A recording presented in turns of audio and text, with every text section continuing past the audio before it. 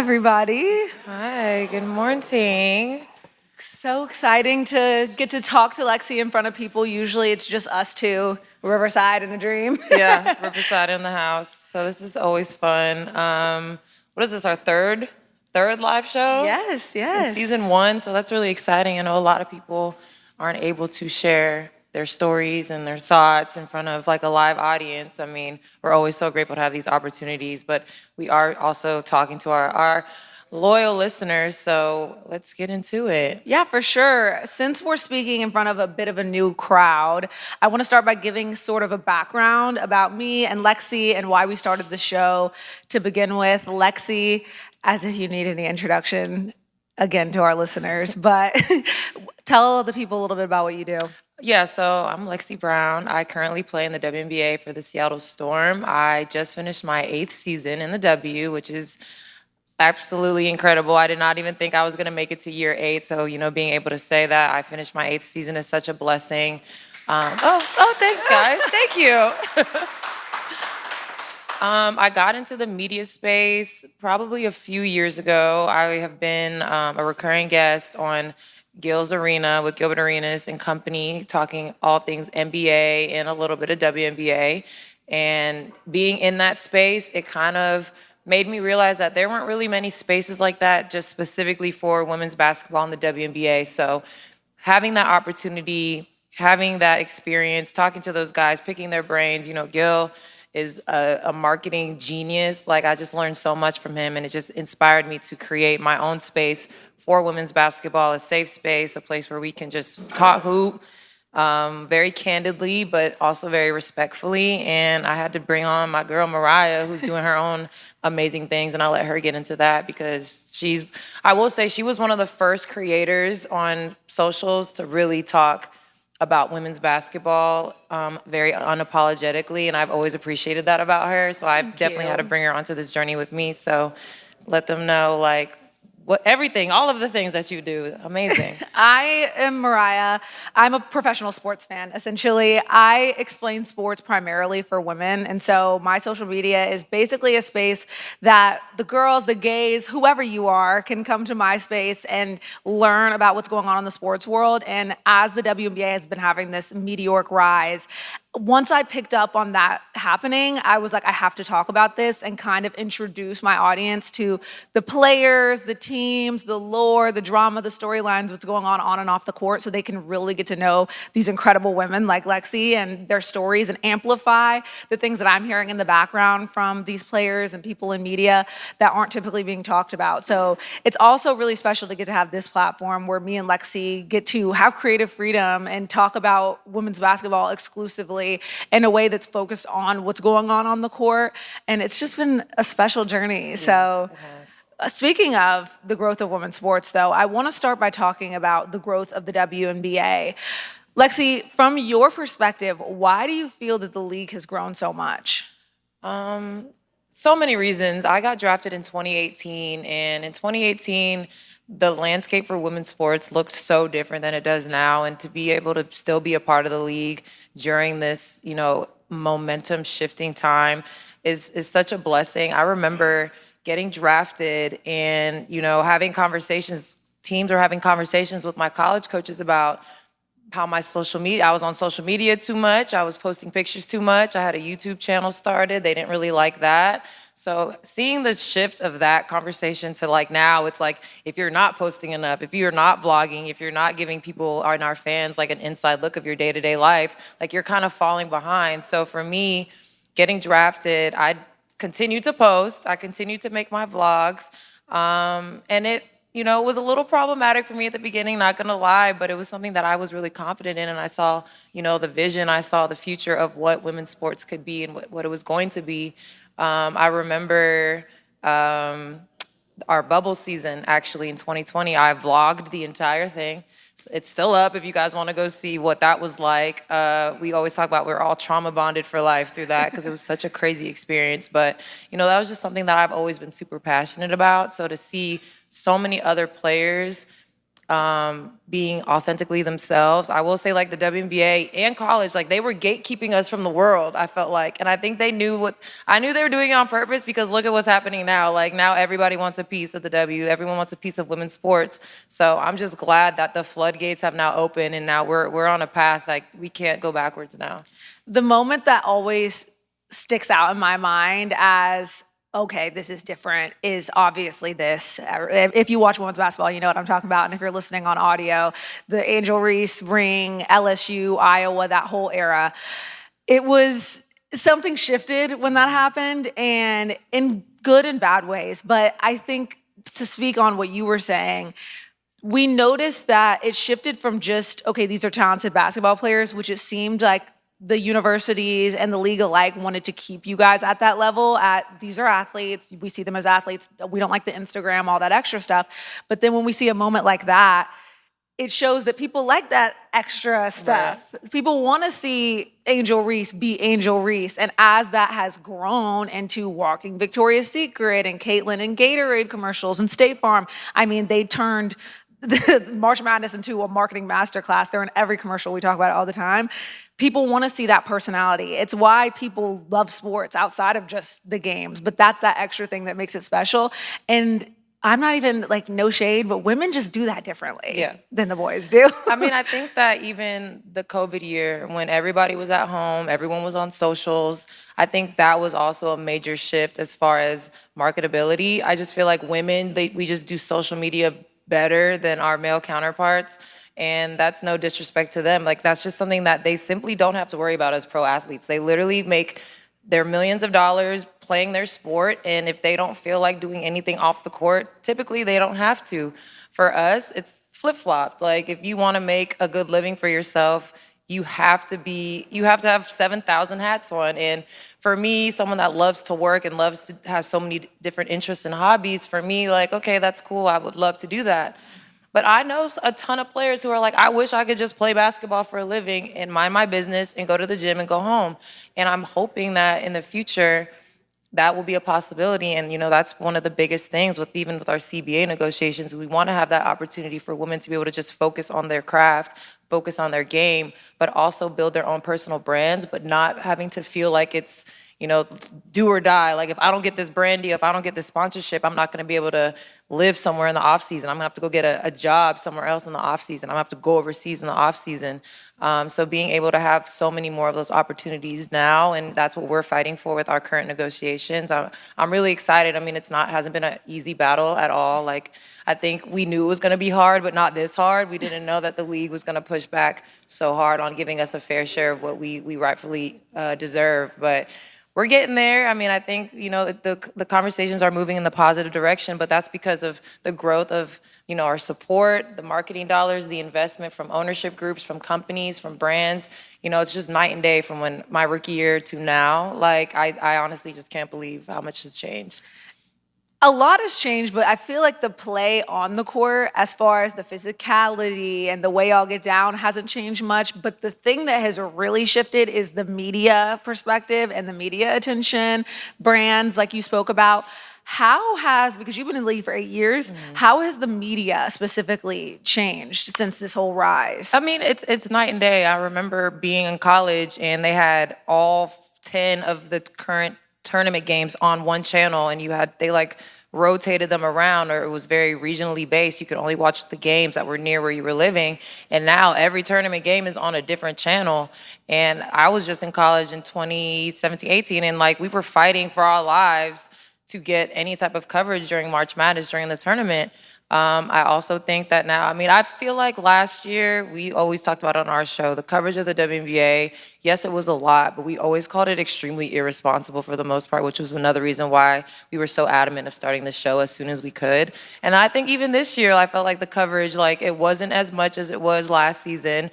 And even this year, I felt like there had moments of a lot of irresponsible coverage because there wasn't any ridiculous narratives and drama and storylines. Like, for some reason, it's very hard for these platforms, for these networks like ESPN to just talk about what is going on in the games, because we play basketball at a very high level, and I feel like that is the respect that we're missing from those larger platforms, which is why it was so important for me and Mariah to take this time to use our platform to cover the WNBA responsibly. And I feel like we still have a long way to go, but I mean, I'm so grateful for iHeart for bringing this opportunity to us, because I think we still are like one of the only ones doing this. So I'm like really proud of us for that. And we've been renewed for a season 2. So we're really excited about that. So the coverage is gonna continue. And yeah, I just feel like we still have a long way to go, but we have also come such a long way. It's fascinating how storylines drive sports and marketing in a way, like I was talking about earlier with the ring moment. But I'm curious as a player how in locker rooms, you guys talk about this idea of we could be doing everything on the court and people want drama. Like people want drama. And in a way, you spoke about how as a player, doing all those things off the court and having those narratives around you might benefit you in the way of like building your brand off the court. But is it annoying that it's like I'm working so hard in practice day in and day out, I'm up at 6, I'm eating healthy, I'm at Pilates, I'm doing all these things to be a better player, and at the end of the day people it seems like they want drama. Right. No, that's exactly right. But I feel like that is also the amazing thing about the personal branding aspect of it. And I think that is the biggest difference between women's sports and men's sports. And I think that is like the next level to the WNBA reaching this like mountaintop of success and marketability, is marrying these players' individual fan bases, because these players have massive individual fan bases.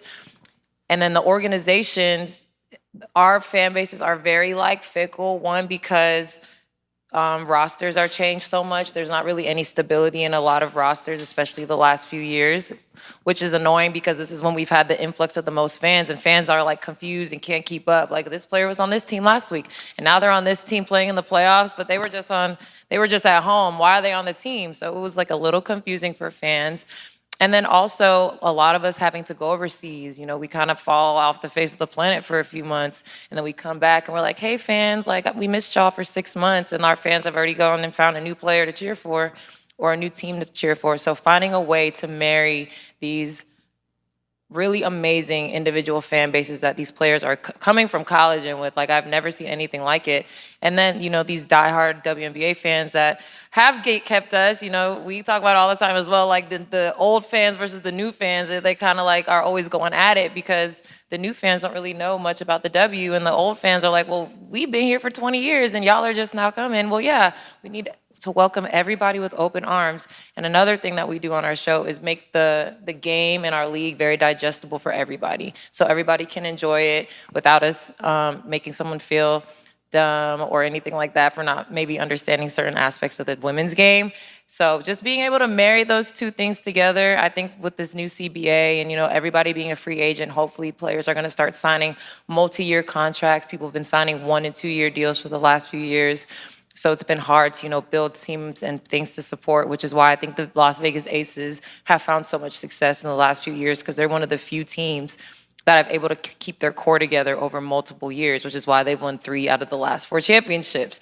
If we're looking at a blueprint of how a team should be ran, how organizations should be ran, how ownership should invest in their players, the Aces are #1 on the list for sure.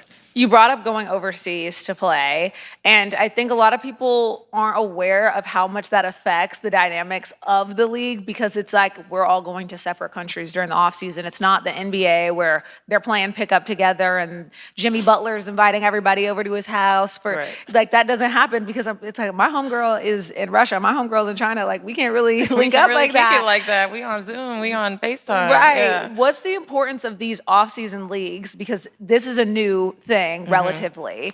You're playing in Athletes Unlimited, so speak a little to that. Yeah, so I've been playing in Athletes Unlimited for 4 years. I'm about to start my 5th season. And I know you guys all probably know Unrivaled, which started last year, which has been amazing. It's been an opportunity for us to just stay home during the off season and still play basketball, work on our craft, and ultimately build relationships with other players that we typically wouldn't have the opportunity to, because we're all jetting off to different countries or doing coaching jobs or at home with their families and things like that. Also, I was talking to Mariah about this earlier. it's showing fans that like we all really are like a big giant family. And I think that's also something that had been missing in the WNBA, which is why when all these new fans came to watch and saw how hard and physical our game was, they were like, dude, all these girls hate each other. Like, why are they playing like this? Why are they playing so hard? And that was not the case at all. We just are really passionate about this game, and we're still fighting for the equity that and equality that we rightfully deserve as women athletes. So we come out there and leave it all on the floor every single night. But then when the game's over and the season ends, everybody just goes their separate ways, and you have to, reconvene 6 months later after being a superstar on whatever team you were on.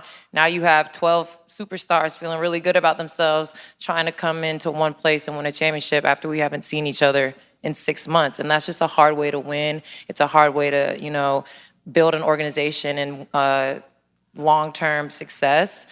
I think Athletes Unlimited, the Jonathans, who are our co-founders, let me step back. Athletes Unlimited is a network of women's sports leagues. We have basketball, we have volleyball, we have softball.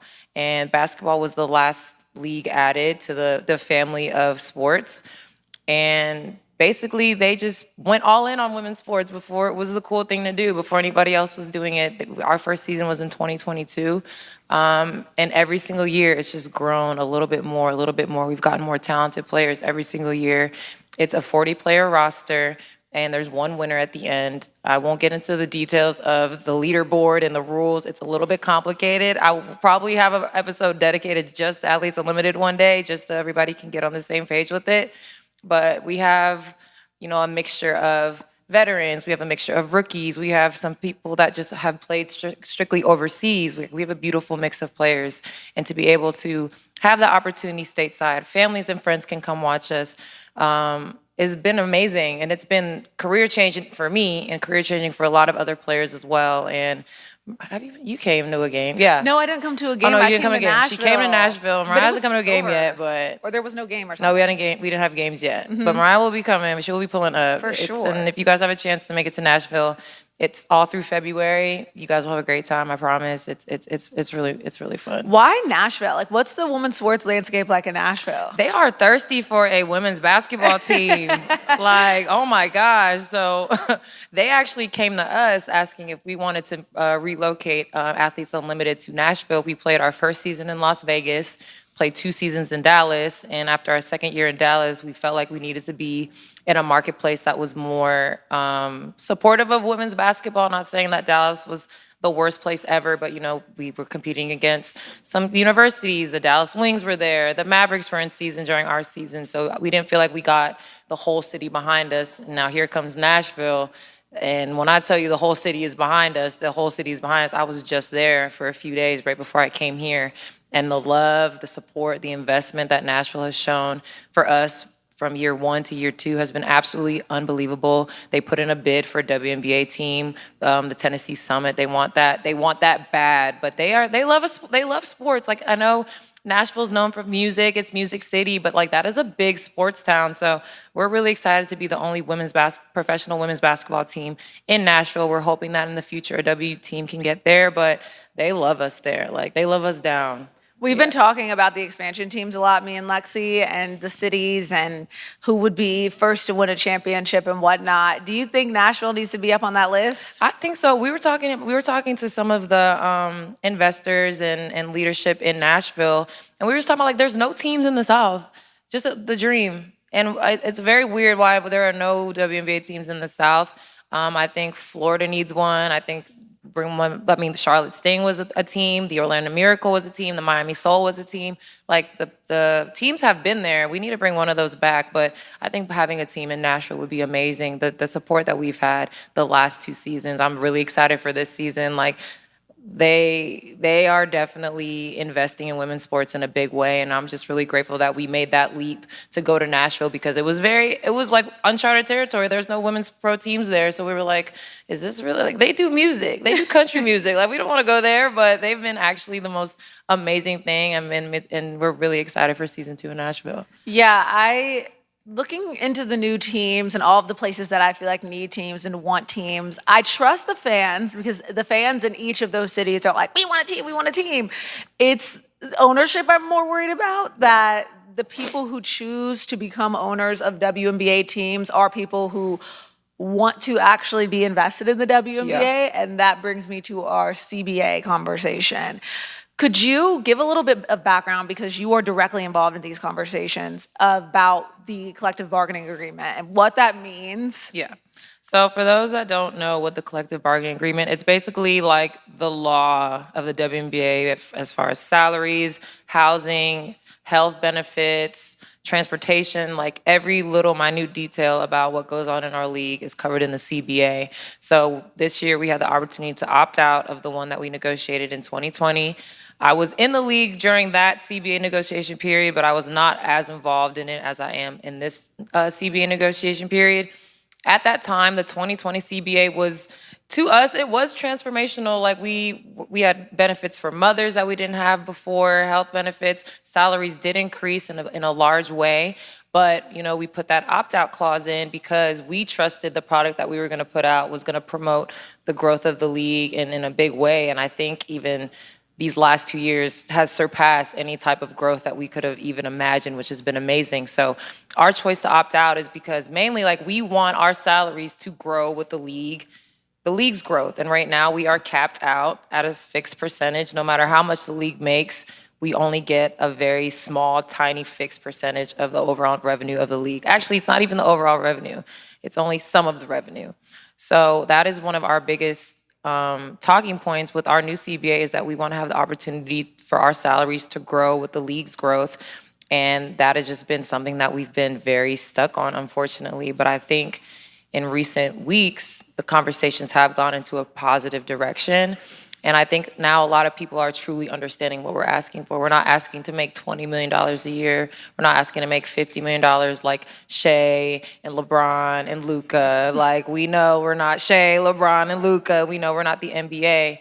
But we deserve to have a bigger piece of the pie that we have just blood, sweat, and tears into this pie. And it just keeps growing and growing and growing. And our slice just keeps getting smaller and smaller and smaller. And that's something that needs to change. Yeah. Oh. I just got back from New York City for A-Rod's premiere of his documentary or whatever. And I didn't know so much stuff about baseball, come on. But I didn't know so much stuff about this. But in the documentary that we watched, they talked about when he signed his first big contract. At the time, it was $235 million in 2001. Crazy. And the second biggest sports contract I promise this is relevant. The second biggest sports contract in the world at the time was Kevin Garnett, and it was $100 million. So big jump. But when he signed that contract, people were upset. People were pissed. Who does he think he is? Why is he making this much money? It's ridiculous. People were upset, a ripoff, holding up signs. It was a different time, but people were throwing money on the field, Monopoly money, just people were pissed. And he was talking about how, and now being an owner of the Minnesota Timberwolves, he was talking about how at the time it was very as an athlete, you are not supposed to be asking for that much. And it's interesting how people feel like they have a right to tell athletes in leagues what they do and don't deserve monetarily.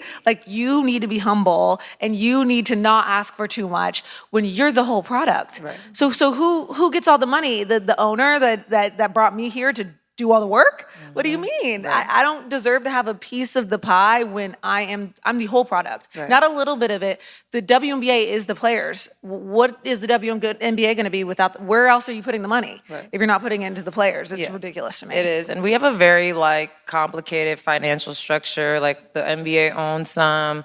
Owners own some. It's just all over the place. It is very mixy, unfortunately, but we've been begging the WNBA to be a little bit more transparent about that, and they just will not be, okay, that's their right. They have a business model that they want to make sure lasts long term, and we want to be able to get paid what we deserve long term as well. So there's going to have to be a happy medium. Another thing that we've really been focusing on is our traveling conditions. I remember my first 3 years in the league, we were still flying commercial. We were sharing hotel rooms we were in college, and that was just the norm. That's just, that's what we expected when you had a dream of being the WNBA. You talk to other players. And they were very transparent about, okay, guys, like this is not going to be like college. Like you're back at the airports. You might have to share a room if you're a rookie. And we were just all like, yeah, the W, like it's our dream. Like I don't care, like whatever. Like I've always wanted to play the WNBA. That wasn't negotiated in our CBA, the charter flights. Kathy kind of was just like, here, charter flights. So that's something that we also have to renegotiate in our CBA is, are we going to keep the charter flights? Yes, we are. Like, I'm not going back to the airports, but I don't care what anybody says. Like, when you find something beautiful and nice and fun and you're like, oh, we were in the airports? Like, I couldn't believe it. Like, Maya Moore and Diana Taurasi were in the airports? Are you kidding me? So the fact that we have the charter flights now is amazing, but it was something that was not negotiated. So that's something that we also have to negotiate. I don't know if any of you guys followed WNBA closely, but we had a lot of injuries this year. So another thing that we've been fighting for is expanded roster spots, because having 10, 11 players any given night is not enough players for the amount of talent, the amount of games, the amount of traveling that we do. I mean, can I just say, 10 players on a WNBA team, y'all, do you know that means that they can scrimmage and practice with no subs? No subs. That is insane. They're saying that we do not scrimmage and practice for that exact reason, because we need to keep everybody healthy. But yeah, 10 players, I mean, the max is 12. But typically, almost every team carries 10 or 11, because almost every team, unfortunately, has someone dealing with like a major injury. Like our team, for example, one of my teammates, Katie Lou Samuelson, tore her knee in training camp. So instead of cutting her or waiving her, because that would be a horrible thing to do, we kept her on the roster, but that was a spot that was taken up that we didn't have available. But I mean, I'm glad that we were able to do that for her, because before the last CBA, she would have had to go home, figure it out yourself, girl. So I'm just really grateful that, we do have the spots that we have, but there's a lot of talent. I mean, I know if anybody's watching the playoffs, the Fever were basically playing with nobody that they started their season with, almost got to the WNBA finals with players that they signed throughout the season because they kept having injuries going down. And we just don't want that to continue to happen. Sensitive subject. I was sitting at the Atlanta Dream game watching the Fever's bench and new players beat up on us and knock us out of the playoffs. It was heartbreaking. But let's roll back to travel for a second. I want to reiterate the fact that you guys asking for these things, it might sound to the casual fan like it's just being bougie, like we don't want to be in the airport. Remember when, was it the Chicago Sky that their flight was delayed or something? I was on 2 teams where that has happened, where we have had Imagine sleep you in the airport. can't make it to your professional basketball game because your flight is delayed. I will give y'all a fun story time. So when I was playing for the Sparks, I was playing for the Sparks. Nneka Ogwumike is the president of our Players Association. Madam President, she's the best. I've been so grateful to be in her presence on 2 teams now. We got stuck in the DC airport one night, and they gave us the choice: y'all can stay in the hotel, or y'all stay in the airport overnight, or we'll Uber you guys to a hotel, and you guys can sleep at the hotel. You know me, I said, I'm going to the hotel, okay? Goodbye. Nneka and Shanae, her sister, who was also our teammate at the time, stayed in the airport basically to like prove a point to Kathy and be like, look where y'all got us sleeping tonight. Like, I was like, way to take one for the team, Nneka. So glad we have you. I'll see you in the morning, babe. Like, and that's why she's the president and I'm not. But like, she literally stayed overnight in the airport, like, so she could document it and be like, this is ridiculous. We are a professional team. We have a game in 48 hours, and we are sleeping on the floor at the DC airport, and that's unacceptable. So that's just like one of the tiny things that Nneka does day in and day out, just to continue to promote our league and show how valuable we are as women, as athletes, as mothers, as sisters, as daughters, like just all of the things. So I said, you know what, Nneka, that's why I love you, but I'm gonna go to the hotel and sleep in a bed.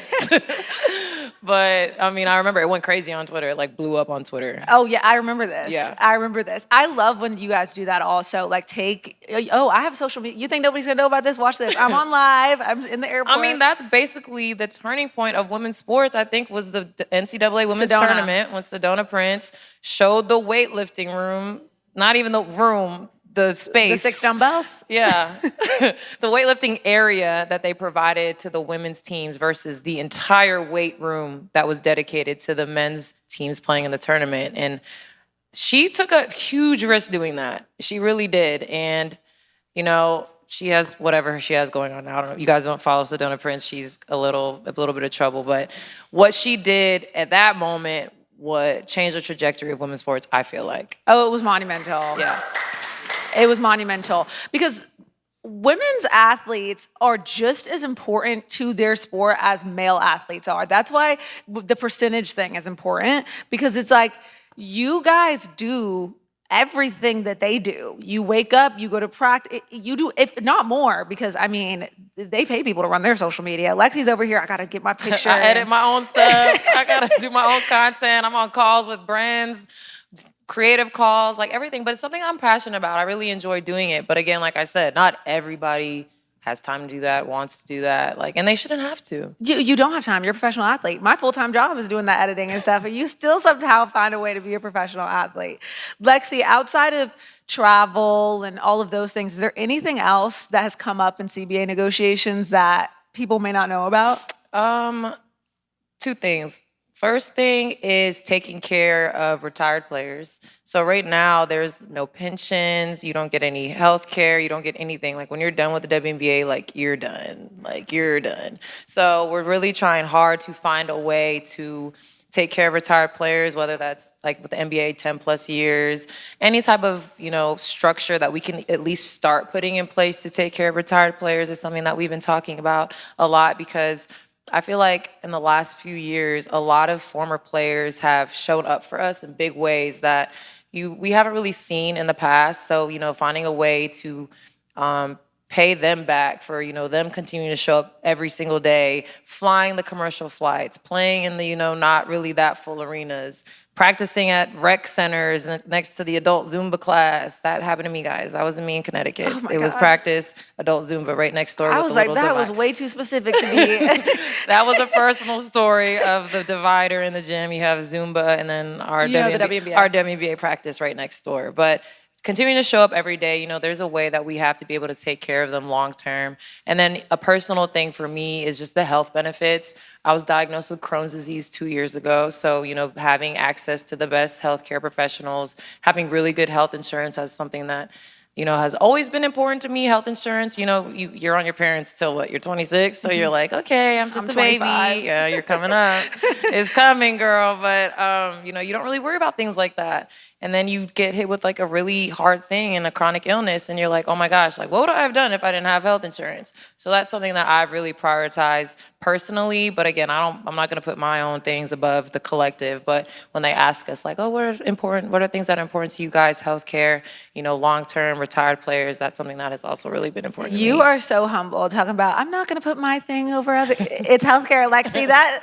ain't no small thing. Yeah, right. My favorite thing that has come out of the positive and the negative of this whole era of women's sports growing and the CBA negotiations and y'all demanding what you deserve is the sisterhood of it all. I think there's this false narrative, there's this false narrative that, oh, they hate the new girls, they hate them, they're such haters, they're so jealous, blah, blah, blah, blah. And to see the players standing up for those girls, to see y'all saying, hey, you do realize that Paige and Angel and Caitlin aren't getting paid what they deserve either. And the way that you guys all come together, even despite the media literally trying to pit you against each other for a storyline, could you just speak a little bit to that sisterhood that's happening behind the scenes? Because I do want to mention that you guys do all have to agree. Like if there is going to be a lockout or something, there are people that are like, hold on, I'm sacrificing my salary too. I don't know if I'm feeling this. Right. How is that?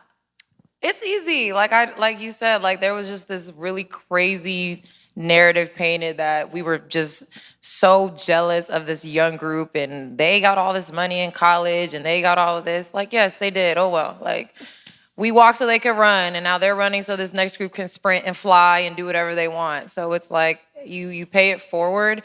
They're not getting paid what they deserve. We're not getting paid what we deserve. Them coming in has benefited all of us. Like literally the definition of everybody eats is going on right now. Like them bringing in all these new fans. Like it's not an individual sport. So someone's coming in to watch Paige. Someone's coming in to watch a Juju. Someone's coming to watch an Angel, a Caitlin. There are 9 other women on the court that they are also watching as well. And if you do your job, if you show up, you're going to find yourself with some new fans. You're going to have a lot of eyeballs on you. And a lot of people have felt a way about the Indiana Fever getting all of those TV games. But the way that Fever season turned out, a lot of players that needed an opportunity got an enormous one this year. And they showed up and they showed out. And they probably will be on a WNBA roster for years to come when some of them were at home, wondering if they would ever get a chance to play in the WNBA again. So I'm not going to say that was directly linked to Caitlin Clark being on the Indiana Fever, but it helped. True. It helped. True. Even on the bench, it helped. On the bench, they was getting everybody getting airtime, everybody eating, whether they're hurt, whether they're on the court, whether they're new. All those eyeballs just benefited that team in so many ways. Yes, there were some negative sides, dark, weird things going on as well. But we choose to focus on the positive here on Full Circle. That's so funny you said that right before I was about to say. But you know what I hate? No, seriously. I can't stand the fact that two things can't be true at once. What you just said to me, right? Yeah, we love them. Like, that's my girl. You call Paige Nisi all the time. But at the same time, when I get on that court, I am going at her. Right. Like it's sports. It's competition. Competitiveness. You're supposed to do the way the NBA players treated like the new rookies coming in, like a Michael Jordan. You know those stories where they'll be like, "Oh yeah, like I was trying to bust his lip on the court," but it's sports. That's they very literally normal. created rules because they were fouling him too much. Like, can we please be serious? Like, right. But it's sports. supposed to be that way. That's what makes sports interesting. You think because y'all are women, you're supposed to be like, "Hey girl, like let me braid your hair on the court," like. No, it's funny you say that though. Okay, so when I was in Nashville, we had some of the newer players with us as well. And JC Sheldon, who's a rookie in Connecticut, now with DC, we were at dinner and we were all sharing stories and blah, blah, blah. And she said, I remember the first game I played and all of you guys were like hugging each other at half court before tip. And she was like, why are they hugging? Like, what? Like, y'all are all friends? And we were like, girl, we've been in the trenches together. This is not, what you're in right now is not the trenches. You are in a beautiful, wonderful place. You don't know what it was like before y'all got here. And you should be so thankful that you don't have to deal with some of the stuff that we had to deal with here and overseas as well. Like we were just sharing all of our overseas horror stories and like the young ones were just like mortified and like just so happy. Like we're so happy we have Athletes Unlimited. We don't have to go overseas. Like it's great character building, guys. Like you should go over there maybe for a year. You will learn a lot about yourselves. Like maybe you should just dabble for a few months and just see if you really love basketball for real because that's what overseas does. It tests you. I mean, this whole era, I was talking to Tosh Cloud about this and like, so no shade, but if you have to go through this, why are you doing this? Like at the end of the day, it's like, why are you dealing? Like this is hard work. Yeah. And she was like, oh, I'm sick. Like I love basketball. So I am addicted to basketball. Mm-hmm. But it's beautiful that you guys feel that way about the sport, you know? Yeah. I mean, we have to, or else we wouldn't be here. So I'm just really grateful and like having a platform like this, like amazing. I never thought I would have my own show with an amazing co-host and Mariah being able to just spread the gospel of women's basketball. Like this is like my dream come true.